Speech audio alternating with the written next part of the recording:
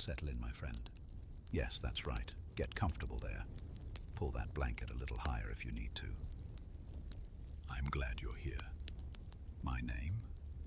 Well, I've had many names over the years, more than I can quite remember if I'm honest with you. But these days, most folk who know me simply call me the Wanderer, or the Sleepy Wizard. I've been walking the roads of this world for more years than I care to count. So many that the seasons have all blurred together into one long, gentle dream of paths and doorways and firelight in strange places.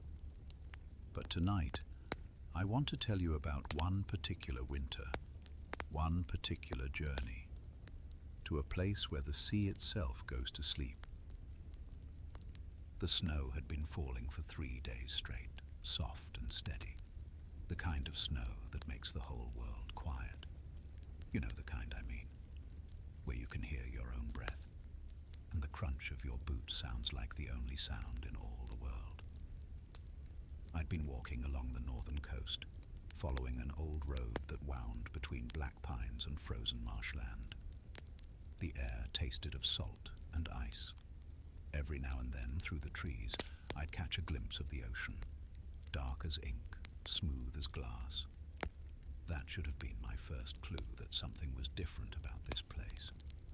You see, I've walked beside many seas in my long years. I've seen them in every mood, wild and thrashing, gentle and playful, grey and melancholy. But I had never, in all my travels, seen a sea so perfectly, impossibly still. No waves, no whitecaps, not even the smallest ripple. It was as though the ocean had simply stopped, frozen in place, not with ice, but with something else, something deeper. The local folk, I'd learned, called it the Sleeping Sea. I'd heard whispers of it in a village 3 days back, in a warm tavern where I'd stopped for soup and bread. An old fisherman, his face weathered as driftwood, had leaned close to me over his ale and said in a low voice, "If you're heading north, stranger, you'll come to the place where the sea sleeps. Been that way every winter for 1,000 years or so, they say. Dead calm, still as a mirror. And right on that coast, all alone, stands the last lighthouse." "The last lighthouse?" I'd asked. "Aye," he'd said, nodding slowly. "The lighthouse of the Sleeping Sea. Maren keeps it. Has for, 20 years now. Maybe more, all alone out there. Don't know why she stays, but she does. Keeps the light burning every night, even though no ships come through these waters in winter. Can't sail on a sea that won't move, can you?" He'd chuckled at that, a dry sound, and taken another drink. But something about his words had caught in my mind like a burr on a cloak. A lighthouse keeper, all alone, tending a light for ships that never came, on a shore beside a sea that didn't move. It sounded, I thought, like exactly the sort of place I needed to visit. You see, I've always been drawn to the quiet places, the forgotten corners, the spots on the map where magic grows soft and gentle, like moss on old stones. And this sounded like such a place.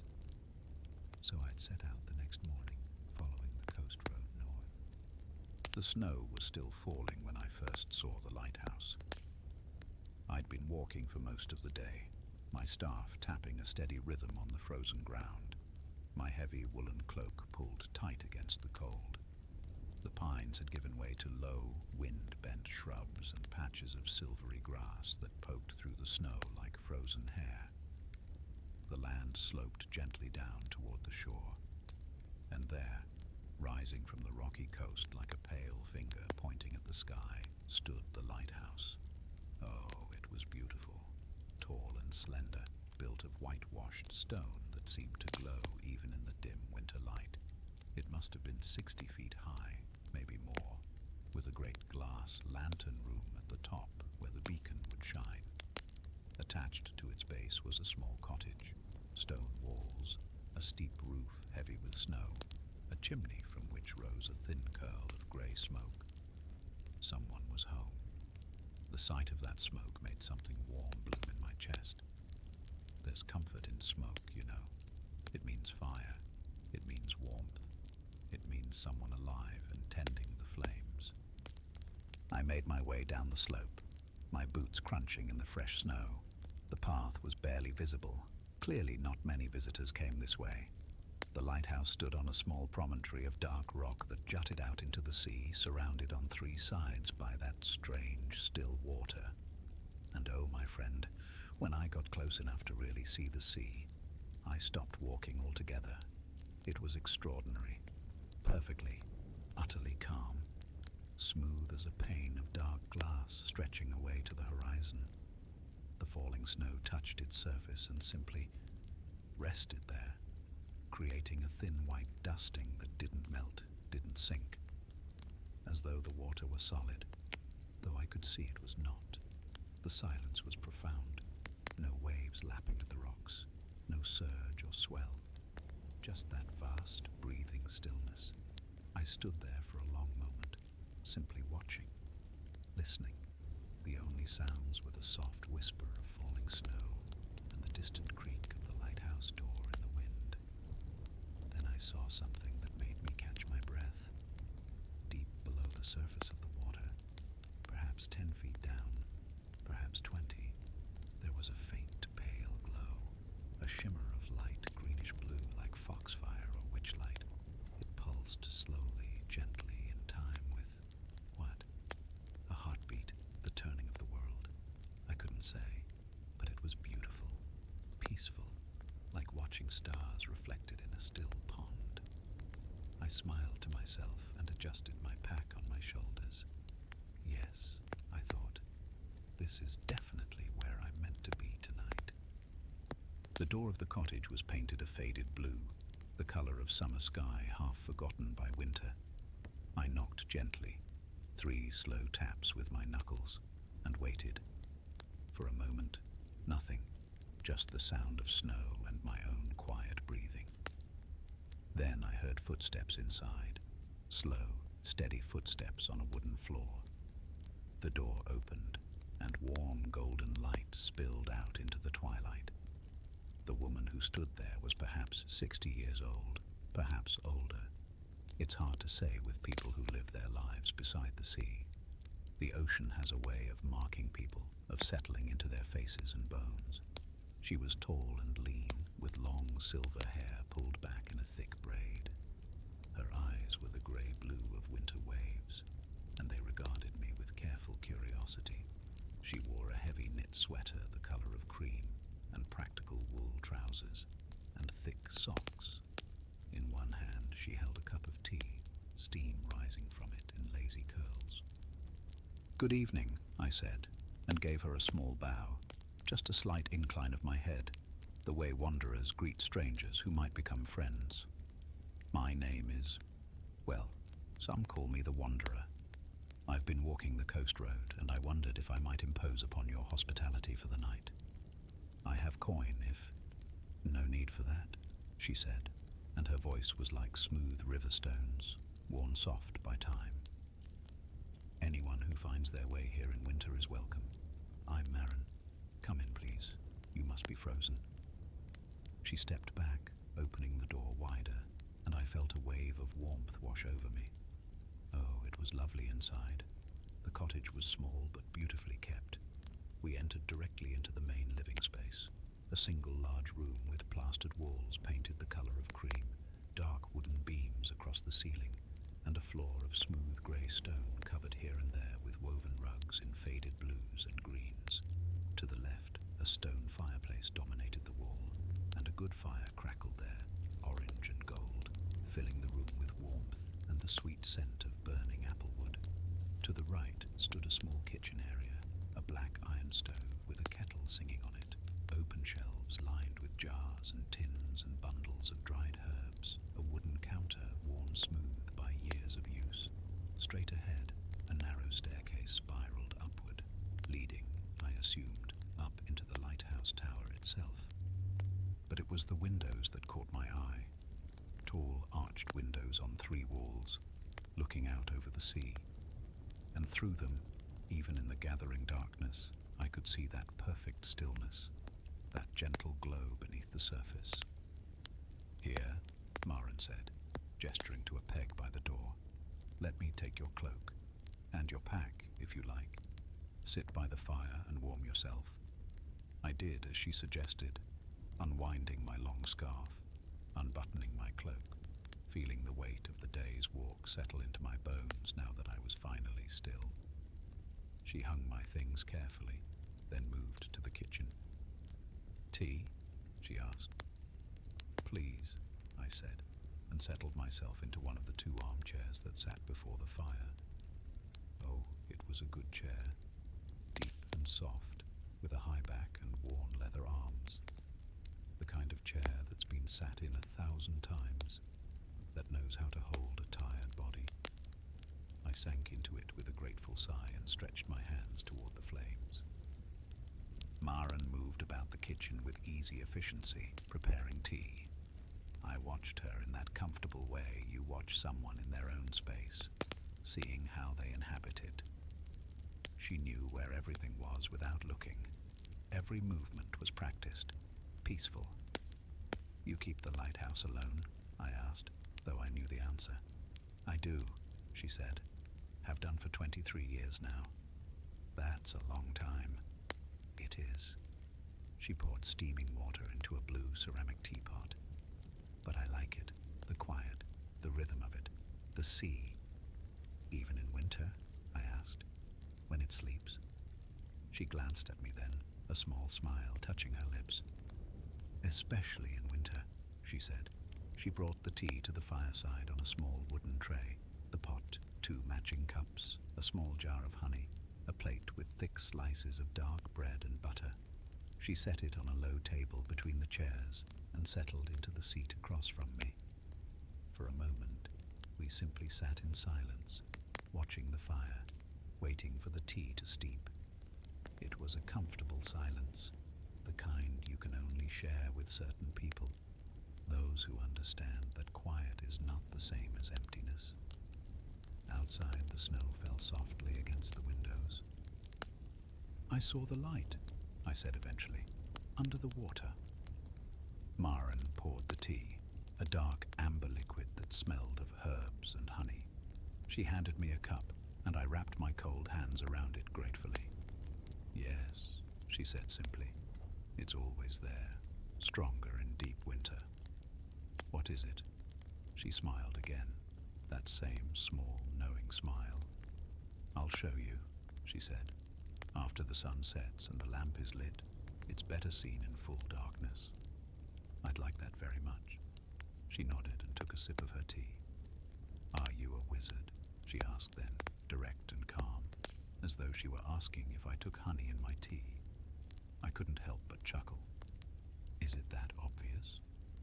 "You have the look," she said, "and the staff, and there's something about you, the way you see things, the way you noticed the light in the water right away. Most people don't."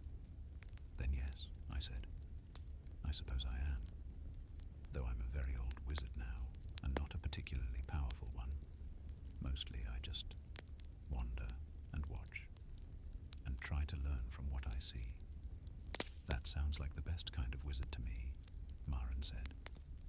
We talked as the darkness grew deeper outside and the fire burned lower and warmer. I learned that Maren had come to the lighthouse after a long life elsewhere. She'd been a sailor in her younger years, had traveled the world on merchant ships and fishing vessels, had seen storms and calms and everything between. But eventually, she'd grown tired of the moving, the chaos, the constant change. "I wanted stillness," she said, "and I found it here. No regrets?" I asked. "None." She buttered a piece of bread slowly, thoughtfully. "Some people think I'm lonely, isolated, but I'm not. The sea is company enough, and travelers like you stop by now and then. And I have my books, my work, my routines. I'm content." There was a truth in her voice that I recognized. I'd met people like her before, people who'd found exactly where they were meant to be, and had settled into it like a hand into a perfect glove. "What about you?" she asked. "Why do you wander?" I sipped my tea and considered the question.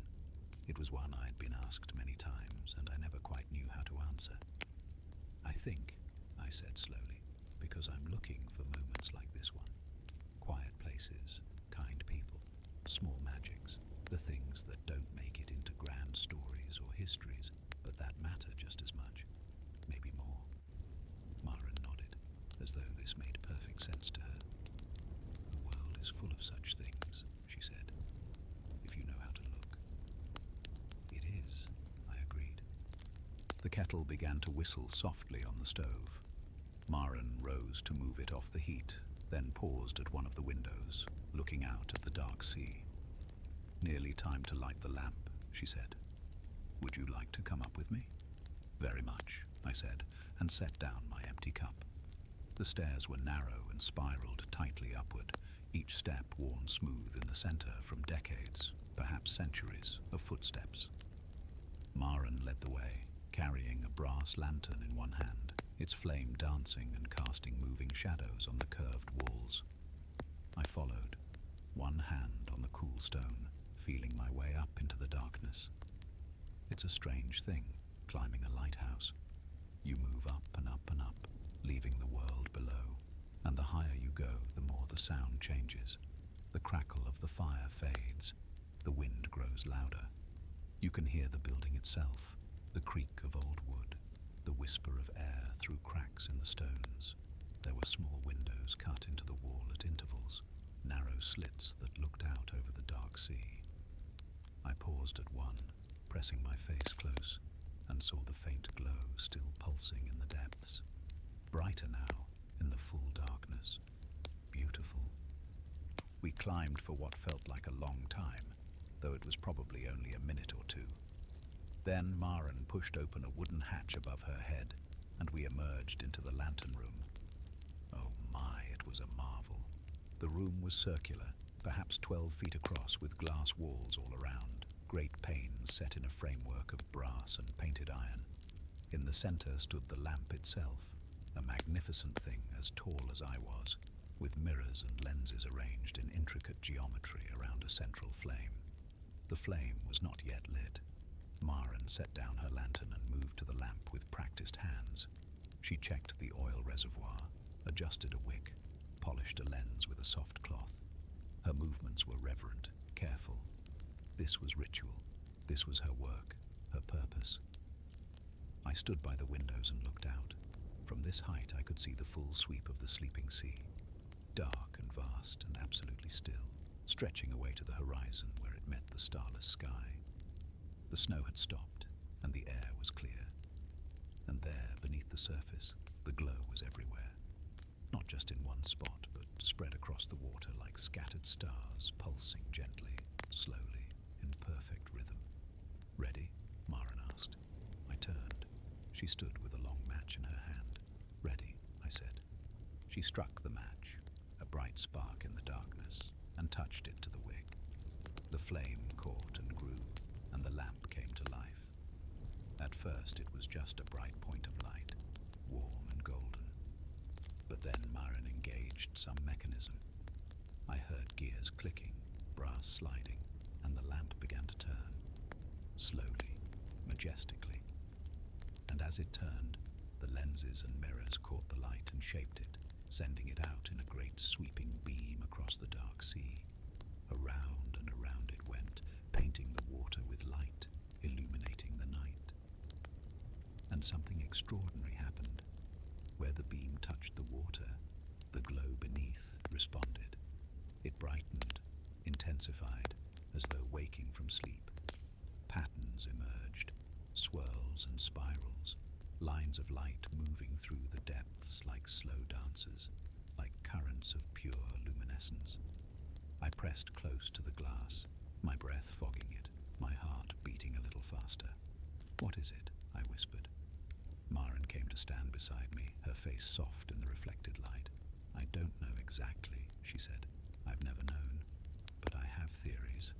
Tell me, I said. She smiled. Let's go back down to the fire. I'll make more tea, and I'll tell you everything I know. We descended the stairs slowly, carefully, leaving the lamp to turn and turn, sending its beam out into the night, Back in the cottage, Maren built up the fire and put the kettle on again. I settled back into my chair, feeling pleasantly warm and full of wonder, the way you feel when you've witnessed something beautiful and strange. She brought fresh tea and honey, and we sat together in the firelight while the wind picked up outside, rattling the windows gently, singing its winter song. "So," I said, "the light in the water." "Yes." Maren wrapped her hands around her cup and stared into the fire. "When I first came here, 23 years ago, I thought it might be some kind of bioluminescence, you know, like the tiny creatures that make the waves glow in warm seas during summer nights." "Phosphorescence," I said. "Exactly. But this is different. Too bright, too regular, too intentional." She took a sip of tea.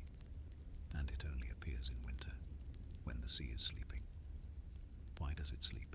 I asked. "What causes the stillness?" "I don't know that either, not for certain. But there are old stories." She settled deeper into her chair, and her voice took on the cadence of a tale long remembered. "The fishermen say that in ancient times, long before any lighthouse stood here, this stretch of water was ruled by a great spirit. Not a god exactly, more like a guardian, a consciousness, the spirit of the deep, they called it." The fire crackled. Outside, the wind sighed. "The spirit was old even then," Maren continued, "older than the land, older than the mountains. And every winter, when the cold came and the light grew thin, the spirit would grow weary. It would slow down, rest, dream, and when it slept, the sea would sleep with it." "A sleeping god," I murmured. "Perhaps. The stories say that the stillness is peaceful, restorative, that the sea needs this rest, just as the land needs winter, just as all living things need sleep." She smiled. "I like that idea. The sea sleeping, dreaming deep dreams." "And the light?" I asked. "The glow?" "I think," Maren said slowly, "that it's the spirit's dreaming, the light of its dreams made visible, thoughts moving through the water like currents, memories, visions, all the things that drift through the mind during sleep." I sat back in my chair and considered this. It made a strange kind of sense. Magic, in my experience, rarely follows the strict rules that scholars try to impose on it. Magic is organic, alive, full of mystery.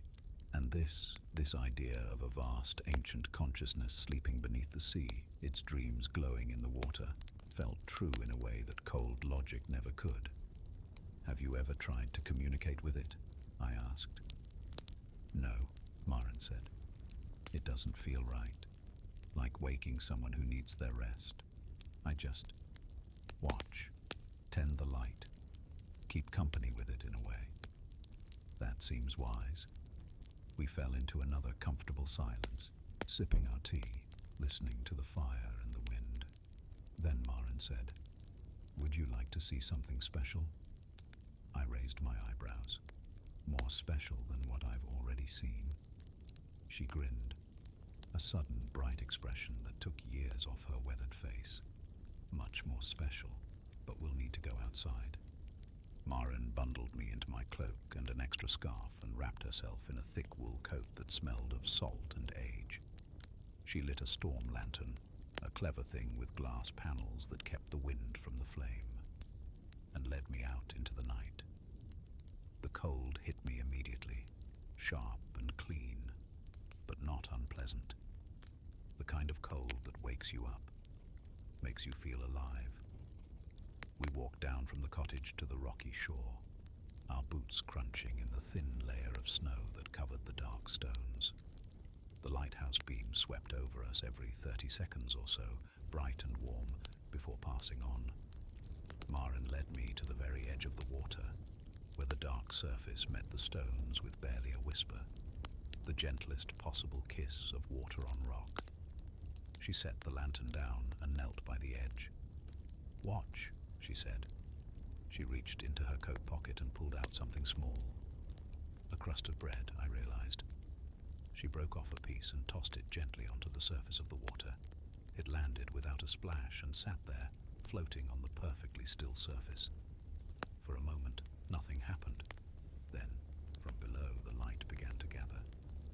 It was gradual at first, just a faint brightening in the depths, as though something luminous was rising toward the surface. Then brighter, clearer. The greenish-blue glow concentrated beneath the floating bread, forming shapes, patterns. And then I saw it, a form moving through the water. Not quite a fish, not quite anything I could name. More like a living current, a shape made of light itself. It swam upward, graceful and slow, and as it approached the surface I could make out more details. It was perhaps 2 feet long, sinuous and flowing, with what might have been fins or wings trailing behind it like silk scarves. Its body pulsed with that soft foxfire glow, and where it moved, it left trails of light in the water that faded slowly, like the afterimage of a candle when you close your eyes. It circled the bread once, twice, then rose until it was just beneath the surface. I could see it clearly now, beautiful and strange and utterly peaceful. Then it sank back down, slowly, gracefully, and the light faded as it descended back into the depths. I realized I'd been holding my breath. "What?" I began, but my voice came out as barely a whisper. "I don't know what to call them," Maren said softly. "Spirit fish, dream swimmers. They're always here in winter. Dozens of them, maybe hundreds, swimming in the deep, following their own slow currents." She smiled. "I feed them sometimes. I know I probably shouldn't, but I can't help it. They're such gentle things. They're magnificent," I said. "Yes." We stayed there for a while, kneeling on the cold stones, tossing small pieces of bread into the still water, and watching the lights gather and rise and dance. More of the creatures came, 3, 4, 5 of them, circling and weaving around each other in what looked almost like play. The lighthouse beam swept over us again and again, and the stars began to emerge between the clouds, bright and cold and distant. I felt peaceful, deeply, profoundly at peace, as though I'd stepped out of time, into some quiet pocket of the world where nothing rushed, nothing pressed, nothing demanded. Just the still sea, the soft light, the gentle spirits, and the company of a kind stranger who'd become, in the space of a few hours, something like a friend. "Thank you," I said to Maren, "for sharing this with me." "Thank you for seeing it," she replied, "for understanding." We gathered up the lantern and walked back to the cottage, the beam of the lighthouse sweeping faithfully overhead, the creatures of light drifting in their slow dreams beneath the surface. Inside, Maren made soup, a simple thing with potatoes and carrots and herbs from her dried bundles, but it smelled like heaven and tasted even better. We ate in comfortable silence, the firelight dancing on the walls, the wind outside settling into a steady whisper. After we'd eaten, we settled back into our chairs with the last of the tea, and Maren said, "Will you tell me a story, a wizard's story? It's been so long since I've heard one." I smiled. "It would be my pleasure." I thought for a moment, sifting through the long years, the many roads, the countless nights by countless fires. Which story to tell? "All right," I said. "Let me tell you about the winter garden." I settled deeper into my chair and let my voice fall into the rhythm of storytelling. That slow, steady cadence that carries listeners into other times and places. Many years ago, I began. I was walking through the mountains in deep winter.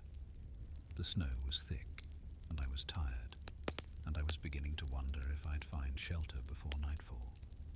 The path was barely visible, and the trees were heavy with ice, and everything was white and silent. Then I rounded a bend and saw something impossible. A garden, in full bloom. In the middle of winter, in the middle of the mountains, surrounded by snow and ice. A perfect circle of green grass and flowering plants, roses, violets, honeysuckle, things that shouldn't exist in the cold. And in the center of the garden sat an old woman, even older than I am now, wearing a simple dress and tending the flowers with a small watering can. I stood at the edge of the garden for a long time, just watching. Finally, she looked up and smiled at me. Such a kind smile, and said, "Are you going to stand there all evening, or will you come in and have some tea?" So I went in, and the moment I stepped across the boundary from snow to grass, the air changed. It was warm, not hot, just perfectly comfortable. Spring air. We sat together in that impossible garden, and she served me tea and small cakes, and I asked her how this place existed. She said, "I'm very old, dear. Older than I look, though I look quite old, don't I?" She chuckled, and in my long years, I've learned that love is the strongest magic. I loved my garden when I was young. I tended it every day, learned every plant, knew every stone in its paths. And when I grew old, and my body couldn't travel anymore, and winter came, the garden stayed with me, because love is stronger than seasons. Love is its own kind of spell. I paused, remembering that gentle old woman, that impossible place. I stayed the night, I continued, slept under the stars in that warm green place while snow fell all around us but never crossed the border, and in the morning I thanked her and went on my way, but I never forgot what she taught me. "What was that?" Maren asked softly. "That magic isn't just in grand gestures or powerful spells. It's in the things we tend, the things we love, the light we keep burning even when no ships are coming, especially then." Maren's eyes were bright in the firelight. She smiled and nodded, understanding. Then she said, "Let me tell you one." And she did. She told me about a storm that had come through 15 years ago, a terrible winter tempest that had raged for 3 days and nights. She'd kept the light burning the whole time, never leaving the lighthouse, living on bread and cheese, and watching the sea rage and thrash, no longer sleeping but wild with wind and fury. On the third night, at the height of the storm, she'd seen something in the water, a ship, ancient and broken, a ghost ship risen from the depths, sailing through the storm with tattered sails and a broken mast. And on its deck, barely visible through the rain and wind, she'd seen figures, translucent, glowing faintly. "Ghosts," she said. "Sailors from long ago, I think.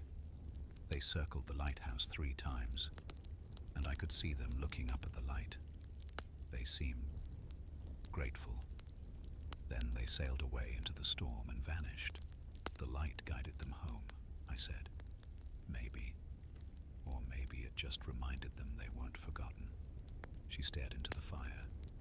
"I like to think that even ghosts need light sometimes. Need to know someone's watching, keeping vigil." "That's a beautiful thought," I said. We exchanged more stories as the fire burned lower and the night grew deeper.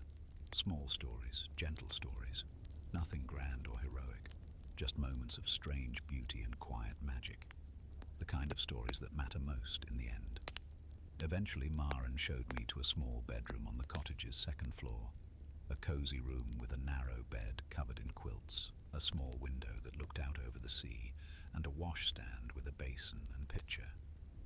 "I'll be up for a while yet," she said.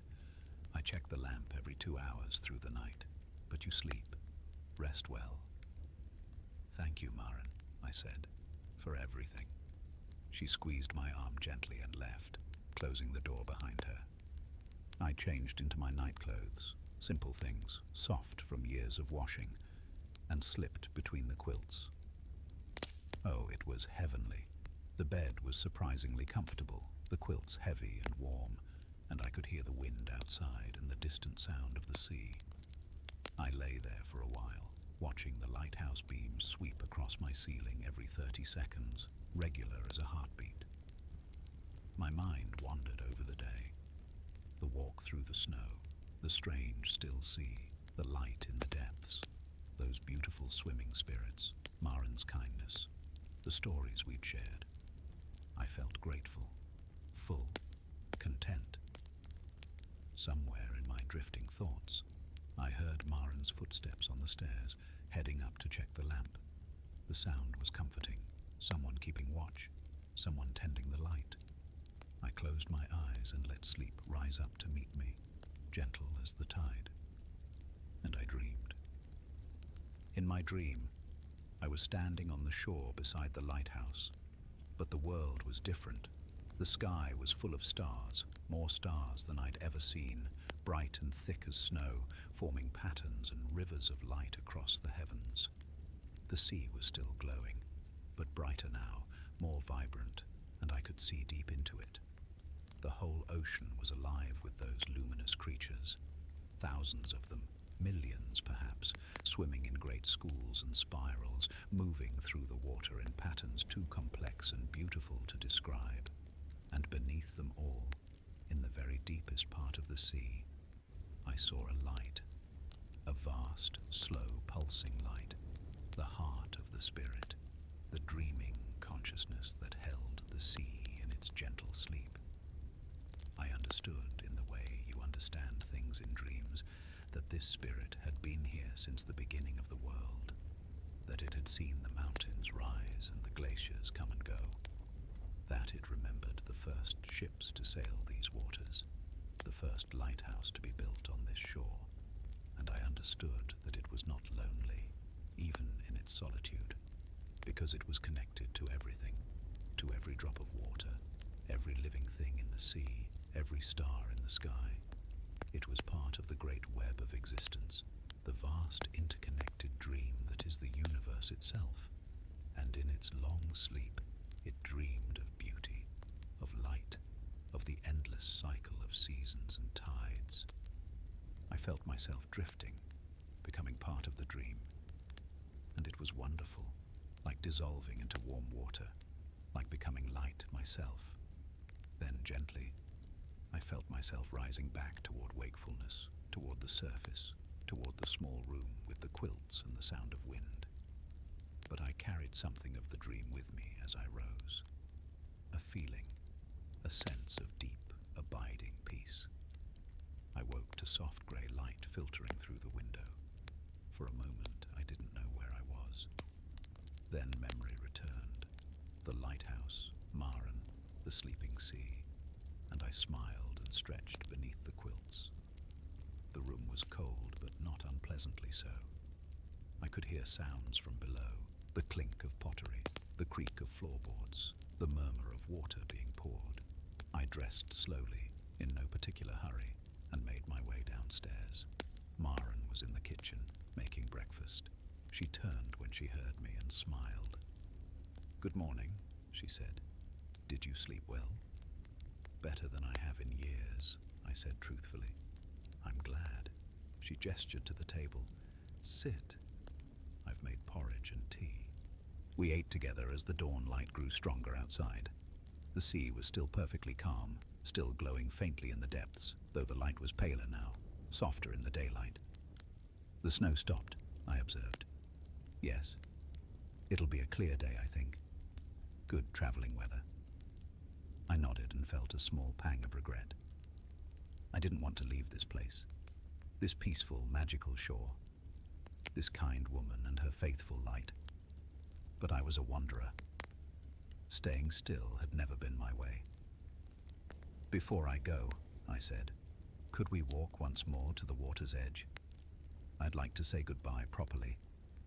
"Of course," Maren said. We bundled into our coats and scarves and walked down to the shore one last time. The morning was clear and cold and beautiful. The sky was pale blue, streaked with high clouds, and the sun was just beginning to rise over the eastern horizon, painting the world in shades of pink and gold. The sea reflected it all, a perfect mirror, holding the sky. We stood at the water's edge, and I tossed a last piece of bread onto the surface. The lights gathered.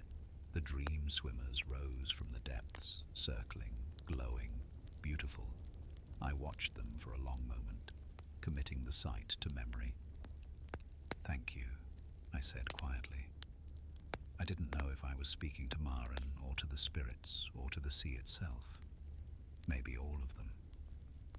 Thank you for coming, Maren said. It's been a long time since I had company like this. I'd forgotten how nice it is to share stories. Will you be all right? I asked. Here, alone. She smiled and looked out at the vast, still water. More than all right, she said. I'm exactly where I belong. I believed her. We walked back to the cottage together, and I gathered my pack and my staff and my cloak. Maren pressed a small bundle into my hands, bread and cheese for the road, wrapped in cloth. For your journey, she said. You're very kind. She walked with me to the edge of the promontory, where the path led back toward the coast road and the wider world beyond. We stood there for a moment, the lighthouse at our backs, the sea on three sides, the wind gentle on our faces. Will you come back? Maren asked. I think so, I said. Someday, if the road brings me this way again. I'll keep the light burning, she said. I know you will. I gave her a small bow, deeper this time, a gesture of real respect and affection. Then I turned and began walking, my boots crunching in the snow, my breath making clouds in the cold air. I didn't look back for a long time, but when I did, when I'd climbed high enough to see the lighthouse clearly, I stopped. There it stood, white and tall against the pale sky, and there was Maren, a small figure at its base, raising one hand in farewell. I waved back, then I turned and continued on my way, following the path through the snow-covered pines, leaving the sleeping sea behind me, but not entirely behind. I carried it with me, the stillness, the light, the peace. I carry it still. And that, my friend, is the story of the lighthouse of the sleeping sea. I've thought about it often over the years, about Maren and her faithful vigil, about those luminous swimmers in the dark water, about the ancient spirit dreaming its slow winter dreams. It taught me something important, that visit. It taught me that rest is sacred, that stillness is not the same as emptiness, that there's a kind of magic in simply keeping watch, tending the light, being present for the quiet miracles that happen in the margins of the world. We spend so much of our lives rushing, seeking, grasping, trying to make grand things happen, trying to be important. But sometimes the most important thing you can do is simply be. Keep the light burning, watch the sea, share a cup of tea with a stranger, feed the gentle spirits, tell stories by the fire. These small acts matter. They ripple outward in ways we can't always see. Maren's light guided no ships that winter, as far as I know. But it gave hope to an old wizard walking a cold road. It marked a place of peace in a tumultuous world.